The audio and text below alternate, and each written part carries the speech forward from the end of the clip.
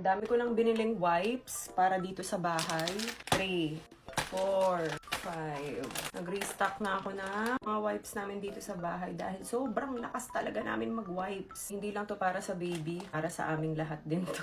Ginagawa ko rin to minsan pamunas. And hindi siya nakakapanghinayang dahil sobrang mura lang nito at sulit na.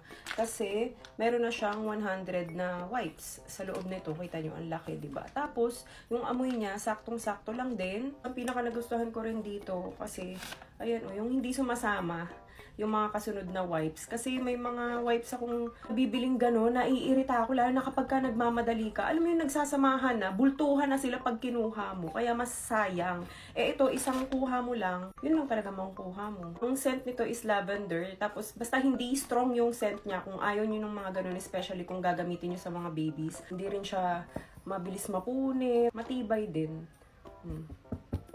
Diba? Kaya, ayun, check nyo yan sa Yellow Basket kung naghahanap kayo ng affordable and okay na wipes.